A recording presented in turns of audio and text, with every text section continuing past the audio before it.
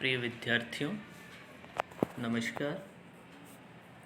मैं डॉक्टर दिनेश चारण आज बीए द्वितीय वर्ष के हिंदी साहित्य के प्रथम प्रश्न पत्र रीति काव्य सुमन की कक्षा में आप सभी का हार्दिक स्वागत करता हूं। हम पिछली कक्षा में केशवदास को पढ़ चुके हैं और केशवदास द्वारा रचित रामचंद्रिका के अंगद रावण संवाद की व्याख्याएं हम कर रहे हैं। संवादात्मक शैली में लिखा हुआ ये काव्य बहुत ही रोचक है। एक नाटकीयता अपने साथ लिए हुए हैं, व्यंग्यात्मकता अपने साथ लिए हुए हैं। केशव अपने आराध्य राम को बहुत उपकारी दिखा रहे हैं। अंगद के माध्यम से रावण का गर्व, उसका घमंड, उसका दर्प, उसका नाश कर रहे हैं और रावण को सद्बुद्धि देने की बात कर रहे हैं। हम देखा कि पिछली कक्षाओं में हमने पढ़ा कि अंगद रावण के दरबार में जाता है और उनके बीच वार्तालाप होता है और उसी वार्तालाप में आगे रावण का दर्प, हमने घमंड इतना देखा कि रावण ये कहता है कि ब्रह्मा, विष्णु और शिव तो मेरे दरबार में मेरे यहाँ है और मेरे इशारों पे ही चलते हैं। कुबेर मेरे इशारों पर चलता है, जितने भी देवता सब मेरे इशारों पे कार्य करते हैं, तो मैं किसकी शरण में जाऊँ? मैं किसी की शरण में नहीं जाने वाला। देवता तो खुद मेरे इशारों पर कार्य करते हैं। और अगर ये बात चलती है और पूछता है रावण उनसे कि क्या करते हैं तुम्हारे राम, तो कहता है कि शत्रुओं के संहारक हैं हमारे राम। और इसे बीच परशुराम की, हैराज की, बाली की, इन सब की कथाएं सूक्ष्म रूप में, छोटे रूप में हमें देखने को यहाँ मिलती हैं। हम आज अगला पद पढ़ रहे हैं और इस पद की संख्या है 11। उसमें अंगद रावण से कहता है कि सिंधु तरियो उन, मैं पहले पद पढ़ रहा हूँ कि सिंधु तरियो उनका बनरा तुम पे धनुरेख गई न तरी, बांधोई बांधत सोन बन्यो उत बारिधि बांधि के बाट करी, श्री रघुनाथ प्रताप की बात तुम्हें दश कंठ न जानी परी, और तेलनि तूलनि पूछ झरी न झरी झरी लंक झराय झरी। अंगद रावण को कहता है कि हे रावण, सिंधु तरियो उनका बनरा, राम के प्रताप से, राम की महिमा से उनका एक वानर है जो समुद्र पार कर कर के आ गए। सिंधु समुद्र, तरियो तैर करके, समुद्र पार करके तैर कर करके आ गया। और तुम राम के आगे कितने तुच्छ हो कि तुम पे धनुरेख गई न तरी, और तुम लक्ष्मण के द्वारा उस कुटिया के आगे धनुष से निकाली हुई एक रेखा तक तुम पार नहीं कर पाए। एक पतली जो धनुष से रेखा खींच दी थी वो पार नहीं कर सके।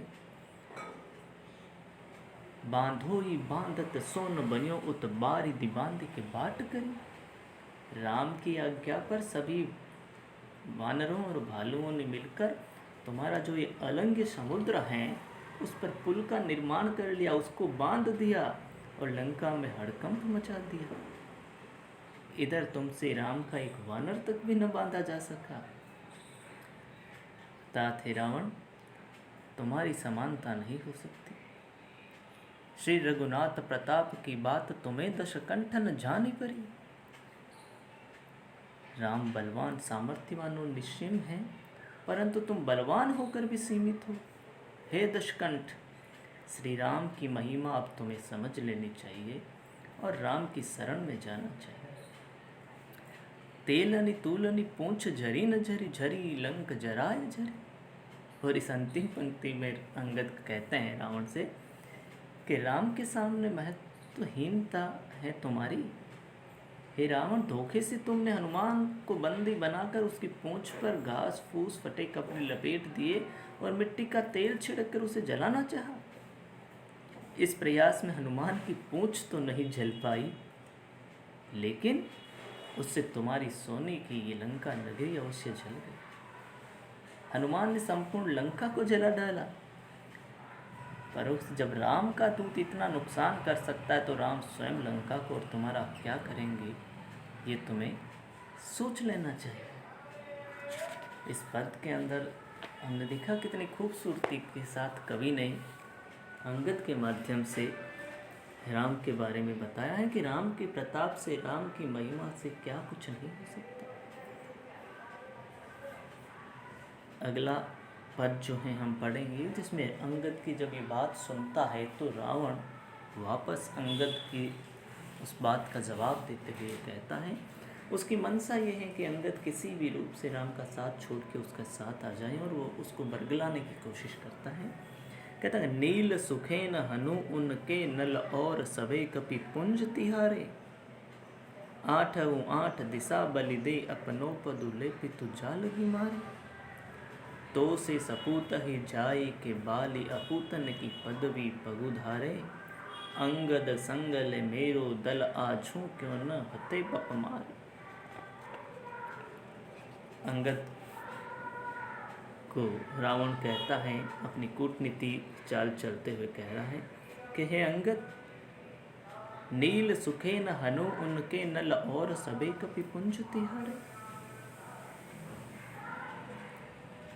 कि राम की सेना के बड़े बलशाली योद्धा नील हो, सुखेन हो या हनुमान आदि, और कपिपुंज मतलब वानरों की जो पूरी सेना है कपियों की, तुम्हारे ही इशारों पर लड़ती है। अतः 8 दिशा बलि दे अपनो पदुले पितु जालगी मारे, अतः तुम 8 दिशाओं से राम को घेर कर अपने पिता की हत्या करने वाले राम को मार सकते हो, और पिता का उत्तराधिकार जो सुग्रीव को राम ने दिया है वह तुम मेरी सहायता लेकर प्राप्त कर सकते हो। हे अंगद, तो से सपूत ही जाई के बाली अपुतन की पदवी पगुधारे, हे अंगद, मेरी दृष्टि में तुम्हारे जैसे महान सपूत को जन्म देकर भी बलि को अपूत की पदवी मिली, क्योंकि तुम अपने पिता के हत्यारे का साथ दे रहे हो। अर्थात तुम्हें जन्म देकर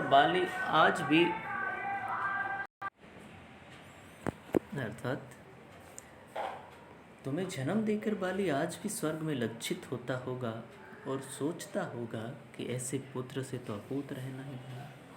अतः अंगद संगल मेरो दल आज ही क्यों न हते बप मारे, अंगद आज ही तुम मेरा दल बल अपने साथ लो और आज ही तुम्हारे पिता के हत्यारे राम की हत्या करो, उससे प्रतिशोध लो। आज हो क्यों न हते बप मारे, बप मारे बाप को मारने वाले, हते जिसने हत्या की तुम्हारे पिता की, उससे तुम अपना प्रतिशोध लो। अंगद में अपनी सेना अपने दल बल के साथ तुम्हारी मदद करने को तैयार हो। जब ये बात आगे कहते हैं रावण फिर उससे कहता है अगले पद में कि जो सुत अपने बाप को बेरन ले प्रकाश, जो सुत अपने बाप को बेरन ले प्रकाश, तासो जीवित ही मरियो लोग कहे तजित्रास। रावण आगे भी उसको बरगलाने की कोशिश करता है, कितनी देता है और अंगद को उकसाता है राम के विरुद्ध। कहता है कि अंगद, इस संसार में लोग ऐसा कहते हैं कि जो सुत अपने बाप को बेरन ले प्रकाश, कि जो पुत्र अपने पिता के दुश्मन से प्रतिशोध नहीं ले वो जीते जी मर जाता है या मरा हुआ समझा जाता है।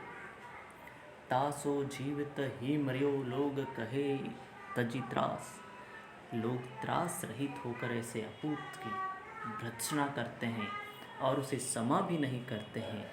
अतः तुम अपने पिता के घातक, तुम्हारे पिता का वध करने वाले राम के प्रकाश रहते प्रतिशोध लो, राम से प्रतिशोध लो तो तुम्हारा जीना सार्थक है, नहीं तो तुम मृतक क्षमा।